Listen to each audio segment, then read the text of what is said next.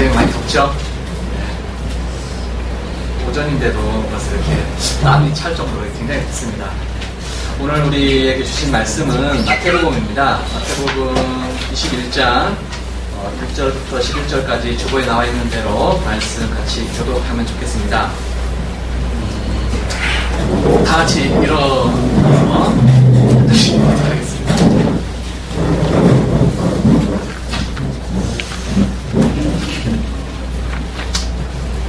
21장 1절, 제가 1절, 여러분 2절 이렇게 한 절씩 교독하겠습니다. 그들이 예루살렘에 가까이 가서 감람산 벳박에 이르렀을 때에 예수께서 두 제자를 보내시며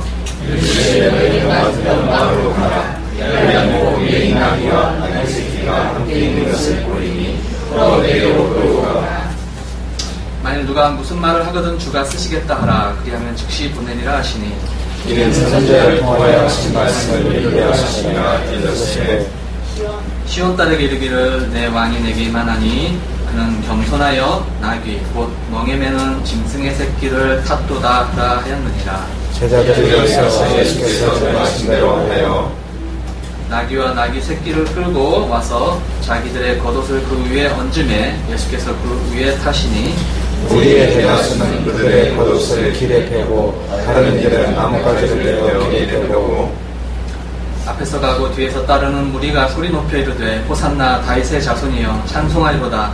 주의 이름으로 오시는 이여 가장 높은 곳에서 호산나 하더라. 예수께서 예루살렘에 들어가시니 온 성이 소동하게 이는 누구냐 하거늘 다 같이 읽겠습니다.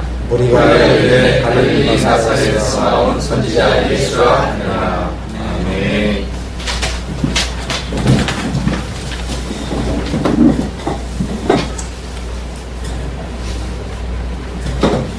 여러분 다 아시다시피 이제 저에게 이제 두 아들이 있습니다. 참 이렇게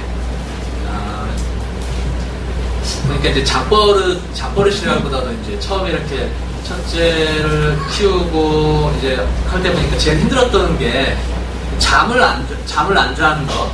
두 번째는 밤에 잠을 깨는 거.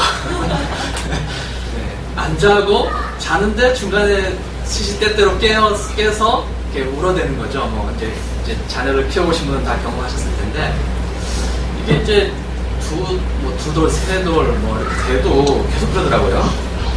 이제 처음에는 이제 저도 이렇게 그 아이가 울고 이렇게 깨어나는 것에 대해서 이렇게 같이 어쨌든간 아내를 도와주고 같이 고민하면서 그냥 깨어나서 애를 달래고 그러고 그러는데 어느 순간부터가 저는 자고 있더라고요. 저는 어느 순간부터 자고 있고 제 아내만 이렇게 아이를 안고 아이를 달래고 그러더라고요.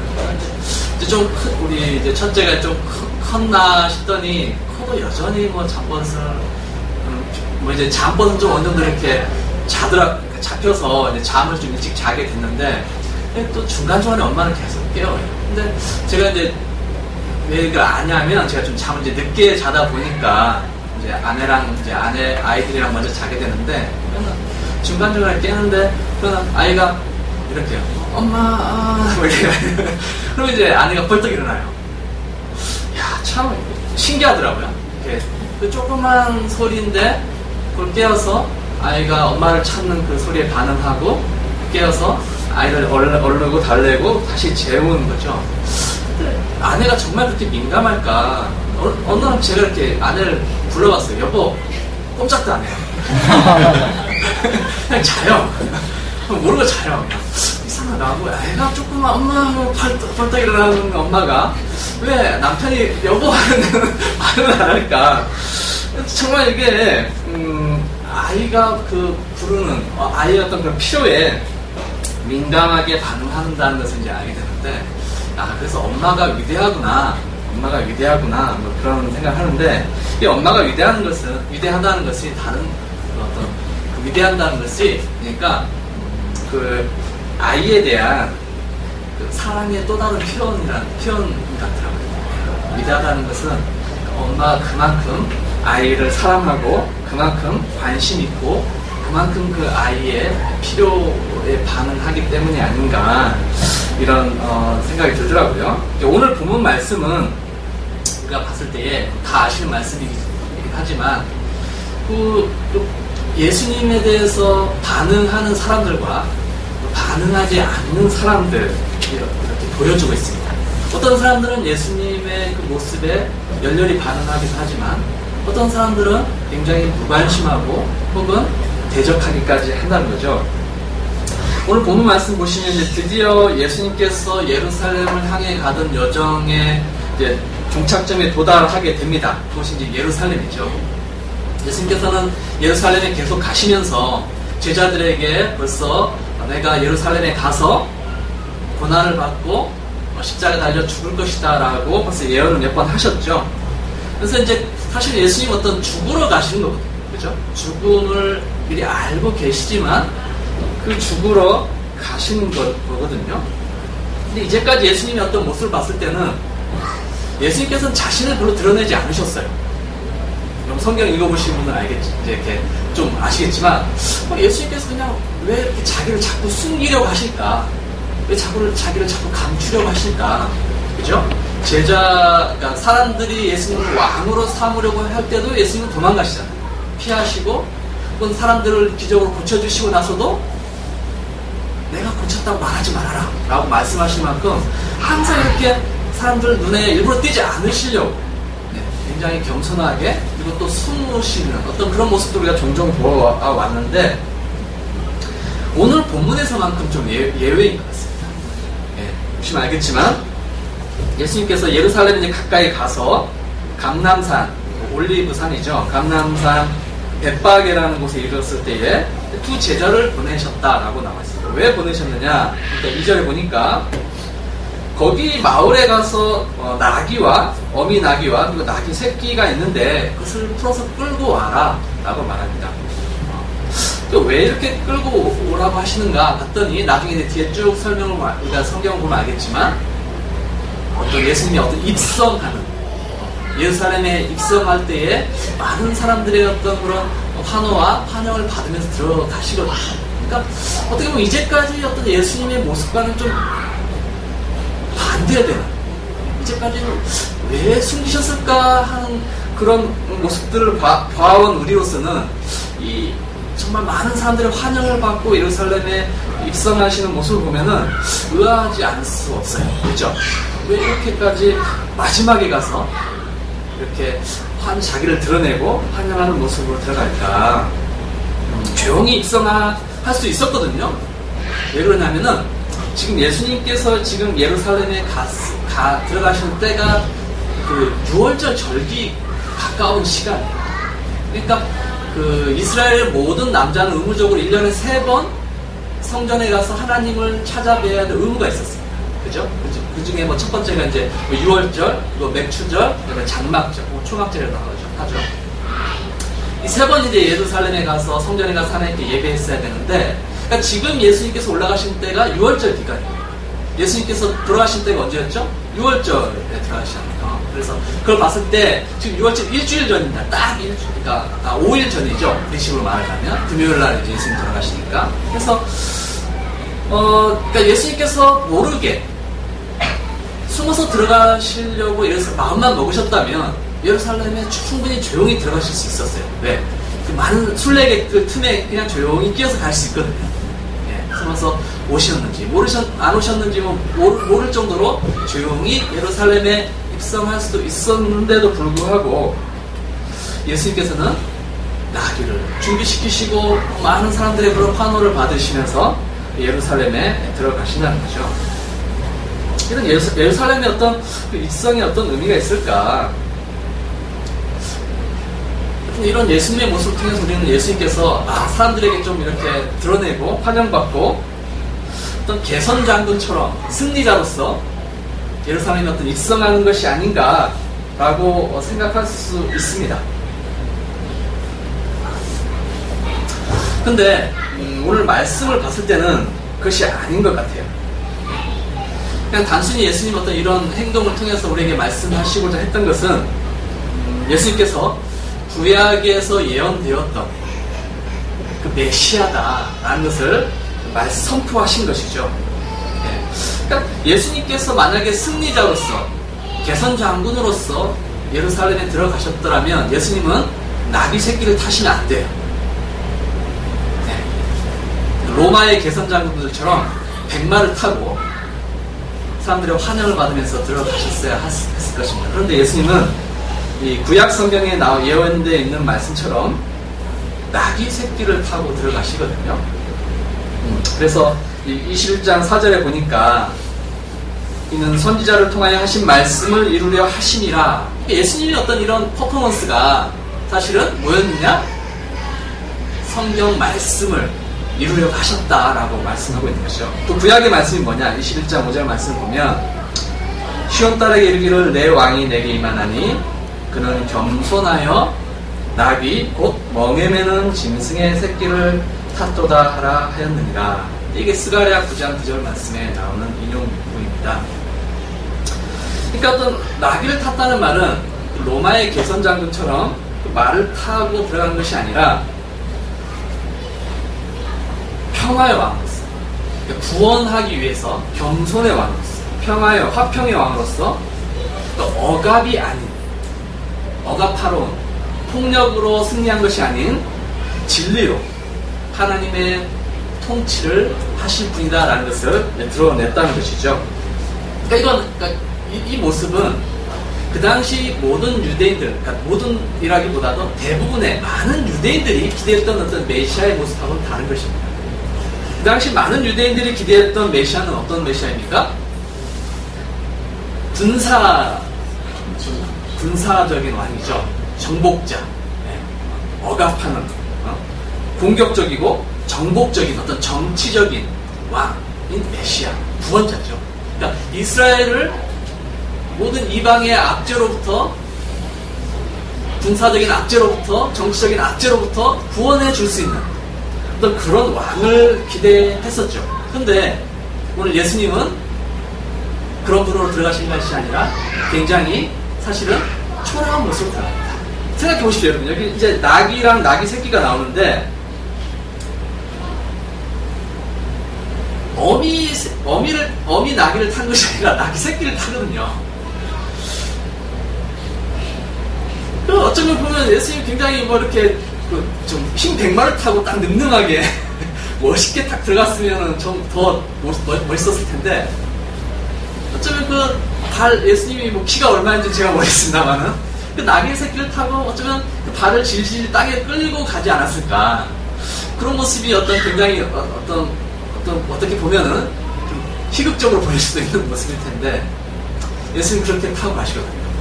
이거는 이제 예수님 당신을 굉장히 스스로 낮추시고 겸손한 모습으로서 정복자적, 군사적인 왕이 아니라 섬김의 왕으로서 그런 모습으로 이 땅에 오셨다라는 것을 보여주신다는 것이죠. 말씀과 관련해서 이제 스가랴 9장 9절부터 10절까지 제가 한번 읽어드릴게요. 한번 들어보십시오. 시온에 따라 크게 기뻐할지어다. 예루살렘에 따라 즐거이 부를지어다. 보라, 내 왕이 내게 임하시나니 그는 공의로우시며 구원을 베푸시며 겸손하여서 나귀를 타시나니 나귀의 작은 것 곧 나귀 새끼니라. 내가 에브라임의 병거와 예루살렘의 말을 끊겠고 전쟁하는 활도 끊으리니 그가 이방 사람에게 화평을 전할 것이요 그의 통치는 바다에서 바다까지 이르고 유브라데 강에서 땅 끝까지 이르리라. 스가랴 9장 9절 10절 말씀, 메시아에 대한 어떤 예언의 말씀이죠. 이 말씀처럼 예수님은 화평케 하시는 왕으로, 이 땅에 공의를 이루실 왕으로 오셨다는 거죠. 그러니까 이스라엘 그 사람들이 기대했던 어떤 그런 정치적인 메시아하고는 동떨어졌던, 오히려 이스라엘 민족만을 위한 메시아가 아니라 모든 민족을 위해서, 이방인까지 포함한 모든 열방을 위한 어떤 메시아로 오셨다라는 것을 우리가 볼 수가 있습니다. 근데 여기서 예수님께서 이제 화평의 왕으로 오셨다고 했는데 누구와의 화평을 말할까? 누구와의 화평을 위해서 예수님께서 이 땅에 오셨을까요? 예수님께서 이 땅에 오셔서 세상을 향해 하나님의 화평을 선포합니다. 그죠? 하나님과 죄로 인해서 깨어졌던 그런 관계를 회복하는 그런 메시지를 전하시죠.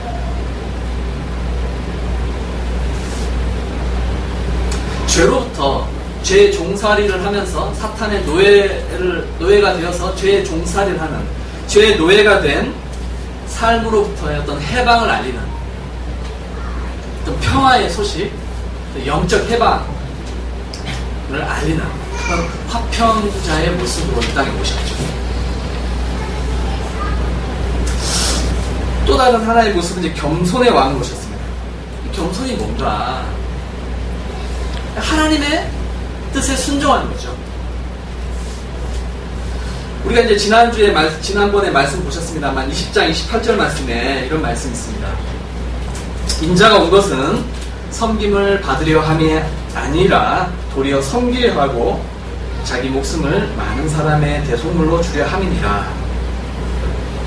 예수님께서 오신 것은 자기를 드러내고 군림하기 위해서가 아니라 우리를 섬기려 하고 많은 사람들을 위해 대속물로 자기를 주기 위해서, 즉 하나님의 뜻을 순종하기, 하나님의 뜻을 이루기 위해서 땅에 오셨다. 많은 사람의 대속물로 죽기 위해서 오셨다는 거죠. 예수님께서 이런 모습으로 오셨습니다. 예수님은 그리고 그런 삶을 살다 가셨습니다. 그래서 저는 이 말씀을 보면서 그런 생각을 해봤습니다. 나의 모습은 어떤가? 그리고 오늘 우리 교회의 모습은 어떤가? 오늘날 우리들의 교회의 모습은 어떤가? 우리는 예수님을 구주로 고백하고 예수님을 주님으로, 나의 주인님으로 우리가 고백을 하잖아요. 근데 과연 우리는 그런 예수님, 우리 주인 되시는, 구주 되시는 그 예수님처럼 제자로서, 그분의 자녀로서 또 예수님이 이런 화평케 하시는 모습, 혹은 겸손한 모습을 정말 삶의 어떤 그런 중심으로 잡고 그분의 삶을 따라가려고 그런 삶을 추구하고 있는가라고 질문을 해볼 때에 좀 안타깝게 그지 없다는 것이죠. 오늘날의 우리 교회의 모습들, 교회들의 어떤 모습을 볼 때에 그런 거죠. 정말 우리가 교회, 세상에 비춰진 교회의 모습이 어떤 모습인가? 정말 예수님처럼 좀 화평케 하시는 분으로서, 그 땅에 어떤 평화를 선포하는 분으로서 비춰지는가? 오늘 많은 한국 사람들이 봤을 때 교회의 모습은 그렇지 않은 것이 이제 문제인 거죠. 오히려 예수님의 이런 어떤 화평케 하는 모습보다는 군림하는 모습, 높아지는 모습이죠. 군림하고 억압하기까지 하는, 심지어는 억압하기까지 하는 어떤 그런 모습, 대형 건물과 어떤 물질적인 어떤 공세, 이걸 통해서 어떤 그 화평의 모습이 아니라 뭔가 다가가기 어려운 어떤 그런 모습이 아닌가, 이렇게 생각된다는 것이죠. 그러니까 과거에는 한국 교회는 억압받는 사람들의 모임이었습니다. 그죠? 초창기 우리나라의 어떤 선교사님들이 복음을 전하고 교회에 왔던 사람들이 어떤 사람들이었습니까? 그 당시에 어떤 가치관에서 봤을 때 굉장히 부족한 사람들이었죠. 백정들이라든가 여자들이라든가 노비라든가 이런 사람들이죠. 그러니까 양반들은 왠지 가까이 하기 싫어하는 사람들이 교회로 왔다는 것이죠. 예배자로 모였다는 것이죠. 그리고 일제시대를 거치면서 교회는 핍박받습니다. 그리고 한국 전쟁을 겪으면서 여전히 많은 아파하는 사람들, 힘들어하는 사람들에게 위로가 됐던 그런 교회였죠. 그러니까 누구나 올 수 있었고, 누구나 아무리 지저분한 옷을 입고 있어도 누구나 발걸음을 옮길 수 있었던, 그리고 환영받았던 어떤 그런 때가 있었다는 것이죠. 지금의 어떤 우리의 교회들은 어떤가? 과연 누구나 환영받는가? 했을 때 감히 저 교회는 내 수준은 안 맞는, 너무나 나랑은 동떨어진 격이 다른, 그렇기 때문에 쉽게 발걸음을 옮길 수 없는 어떤 그런 모습은 아닌가 하는 생각이 든다는 것이죠. 어떤 우리가 구주로 고백하는 예수님의 살았던 그런 삶의 모습과는 조금 동떨어진 그런 모습이 아닌가 이런 생각이 듭니다. 혹은 그 겸손의 왕으로 오신 그 예수님이신데 우리 제자들은 정말 우리는 어떤가, 나는 어떤가, 저를 생각할 때 참 이렇게 그렇습니다. 참 어떻게 예수님을 구주로 고백하면서 이런 모습들이 별로 없나 이런 생각이 든다는 거죠. 참 절망적이죠. 섬김을 받고 높아지려는 교회죠. 세상을 우리가 정복하고 세상으로부터 세상 사람들 위해 군림하려는, 높아지려는 어떤 그런 교회의 모습. 거기에 이제 우리가 포함되는 것, 제가 포함되는 것이죠.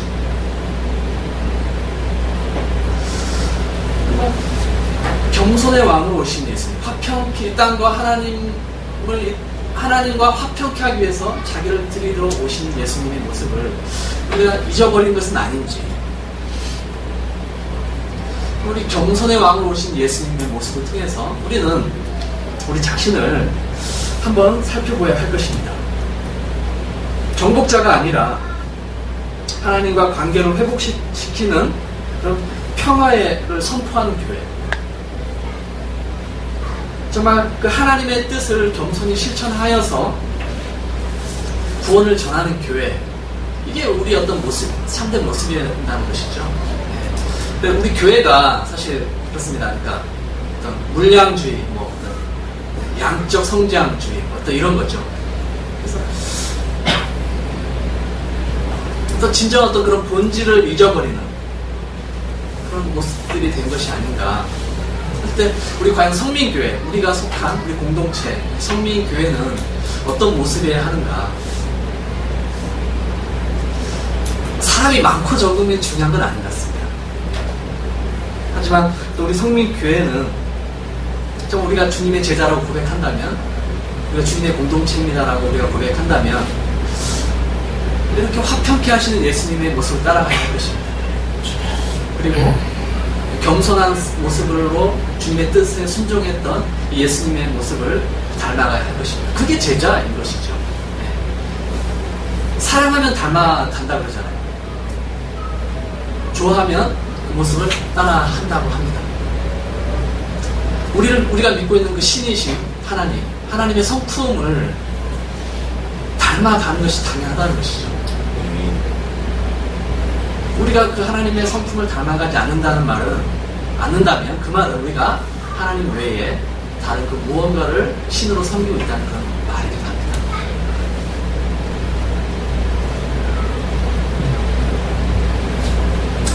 어쨌든 예수님께서는 이처럼 겸손한 모습으로 구약의 말씀, 메시아 되심을 선포하기 위해서 나귀 새끼를 타고 사람들의 환호를 받으며 예루살렘에 입성하십니다. 예수님께서 입성하실 때 과연 예수님의 마음은 어땠을까 이런 생각을 해봤어요. 이야, 드디어 내가 예루살렘에 입성한다. 저 시골 총구석, 갈릴리 총구석에서 절치부심하면서 내가 중앙부대로 진출하려고 노력했는데 드디어 종교 중심지인 예루살렘에 감격에 절이셨을까요?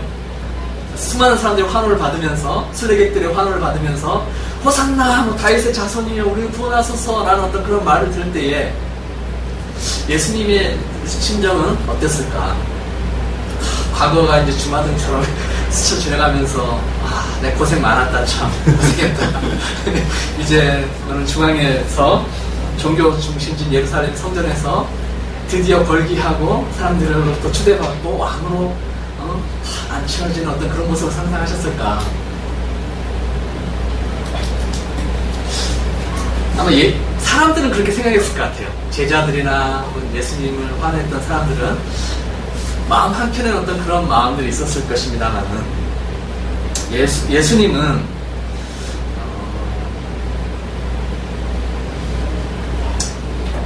죽음을 맞이하러 가시는 거잖아요.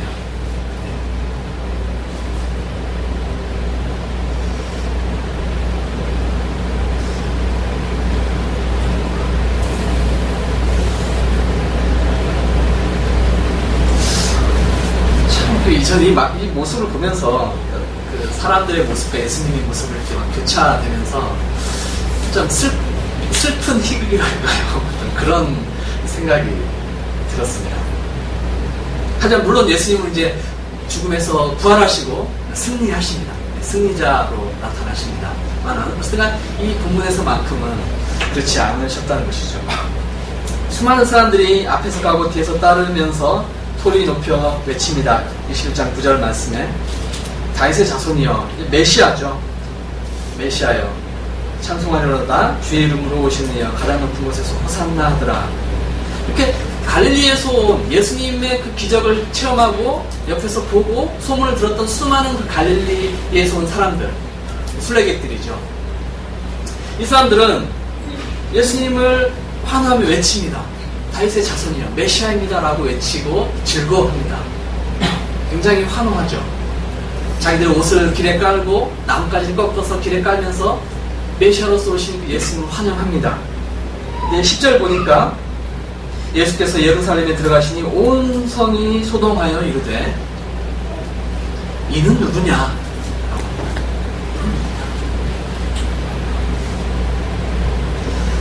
여기 이제 소동하다라는 말이 나오는데, 소동하다는 말이 나오는 게 또 있습니다. 어딘지 혹시 아시겠어요?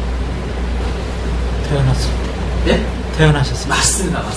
네. 예수님께서 태어나실 때에 동방 박사들이 예루살렘에 가서 묻습니다.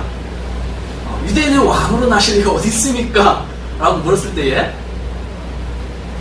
이런 표현 나옵니다. 온 예루살렘에 소동했다라고 나와요.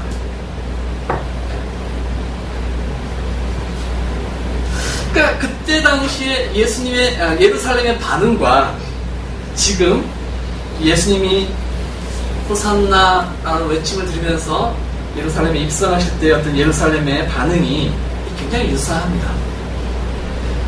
그러니까 예루살렘이 어떤 곳입니까?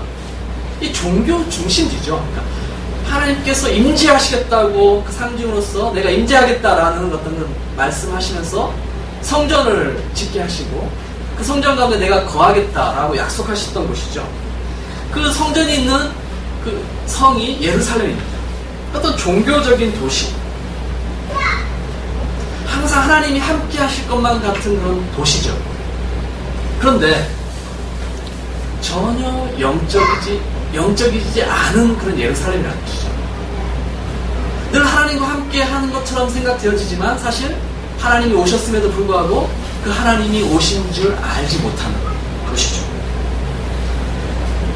예수님께서 33세까지 사셨다고 이제 보통 이렇게 대부분의 사람들이 얘기하는 것이 맞는다면 약 30여 년 전에, 33년 전에 예루살렘의 모습이나 지금 예수님께서 입성하시는 그 예루살렘의 모습이나 영적으로 전혀 변화가 없는 모습인 것이죠. 여전히 예수님이 오셨음에도 불구하고 오신 것을 모르는, 그래서 소동하는, 이가 누구냐라고 오히려 반문하는, 깨어있지 못하는 모습이죠. 오히려 더 악해졌을 뿐입니다. 더 악해져서 하나님의 아들이신 예수님을 종교 지도자들과 결탁하여서 예수님을 십자가에 달려 처형시켜버리시죠.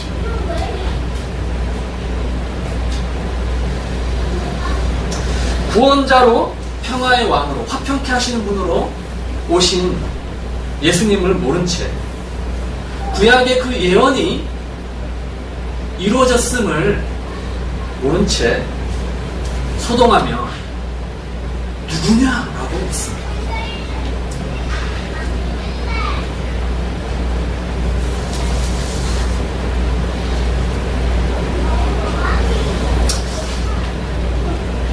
이런 생각이 듭니다. 그 종교 지도자들이, 예루살렘에 있던 많은 서기관들, 많은 제사장들, 많은 장로들이, 많은 종교 지도자들이 아니 성경을 몰랐을까? 굉장히 잘 아는 사람들이죠. 그죠?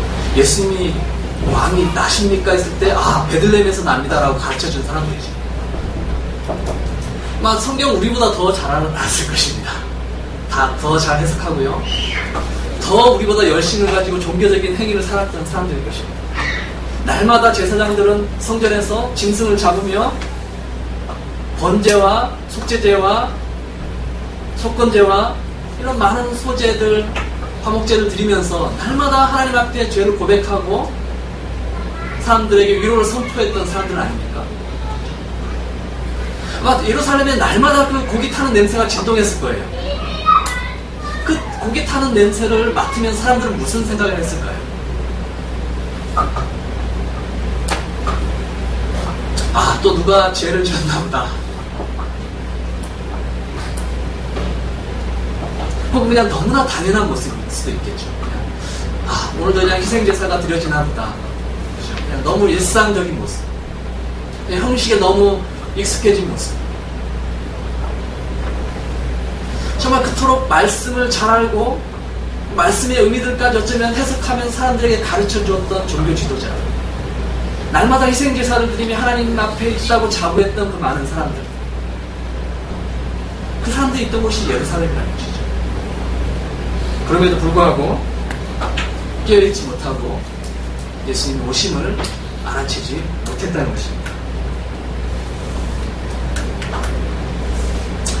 지식이 많다고 해서 성경을 많이 한다고 해서 깨있는 것이 아닌 것 같습니다.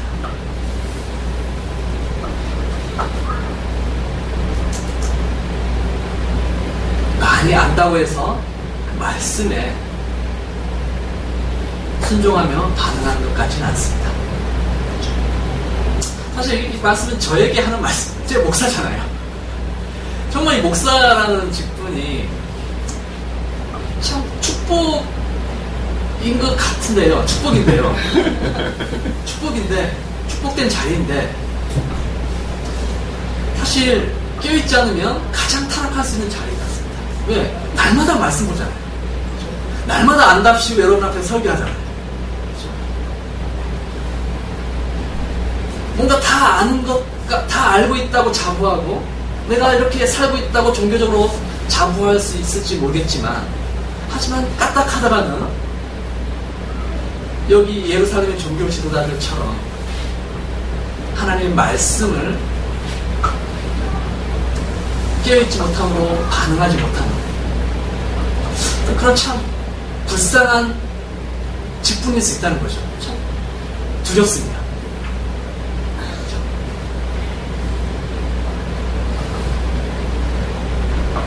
그러니까 아는 게 자랑이 돼서는 안 되는 것 같아요. 뭐 내 행위가 하나님 앞에 드러나서 뭐 사람들에게 아, 나는 이 정도 열심히 하는 사람이다 라고 자부해서도 안 되는 것 같아요.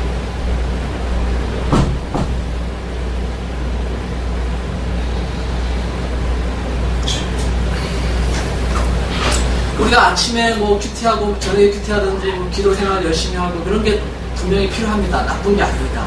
그렇게 해야 됩니다. 그래서 막 우리가 예배를 열심히 드려야 합니다. 종교적인 삶, 행위 열심히 해야 합니다. 하지만 오히려 그런 열심을 우리의 어떤 자랑으로 삼고 자부한다면 우리는 덫에 걸리는 것 같습니다. 날마다 겸손하게, 정말 겸손하게 우리가 누구인가를 잊지 않아야 할 것 같습니다. 예수님의 제자입니다. 날마다 겸손하게 깨어있어야 할 것입니다. 예수님을 따른다는 것은 우리가 제자입니다. 예수님을 따른다는 것은 많이 아는 것, 성경적으로 지식으로 충분히 채워진 것이 아닌 것 같습니다.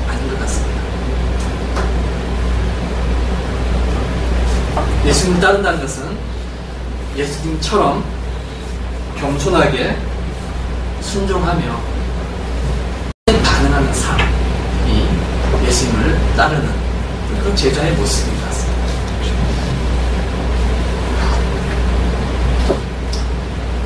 초두에 이렇게 반응하는 엄마의 모습을 얘기했습니다만은 사랑하기 때문에 그렇죠. 그처럼 우리가 정말 하나님을 사랑한다면, 고백한다면, 그는 그냥 말씀에 하나님의 말씀에 아는 것으로 자부하는 것으로 그칠 것이 아니라 말씀에 민감하게 반응해서 내가 정말 그 말씀대로 살고 있는지, 하나님의 뜻에 순종하며 말씀대로 살아가고 있는지 늘 자신에게 질문해 보아야 할 것입니다. 예. 그리고 그 말씀에 민감하게 반응해서 정말 깨어 있어야 할 것입니다. 그럴 때 정말 그 하나님의 뜻을 알고 그 뜻에 따라 순종하는 그런 삶을 살 수 있을 것입니다. 우리 성민교회는 계속해서 우리가 정말 다시 한번 본질적인 질문을 계속 했으면 좋겠어요. 신앙생활 해가면서. 우리 교회가 왜, 무엇을 위해 존재하는가? 우리는 누구인가? 교회는 왜 세워졌는가? 우리가 제자인가? 그럼 예수님의 모습처럼 겸손하게 그 모습을 따라 형식만이 아니라 모습, 경건의 모양만이 아니라 삶으로서도 능력이 나타납니다. 그래서 계속해서 우리 이렇게 질문해야 할 것입니다. 우리 어떤 것도, 우리 행위도 자랑이 되어서는 안 될 것입니다. 정말 오늘 예수님, 겸손의 왕으로 오신 예수님, 화평케 하러 오신 예수님, 그리고 그에 반응하지 못하는 예루살렘 사람들 모습을 통해서 오늘 우리 그리스도인으로서 우리가 예수님 믿는다 자부하고 성경을 알고 있다고 자부하지만 과연 우리는 예수님의 모습을 닮아가고 있는가? 아니면 예루살렘에 있는 종교 지도자들처럼 자기들의 행위에 스스로 만족하며 우리 예수님의 오심을 모르고 예수님의 하나님의 뜻에 대적하는, 반대하는 그런 삶으로 모습을 살고 있는 건 아닌가? 우리를 돌아봐야 할 것입니다.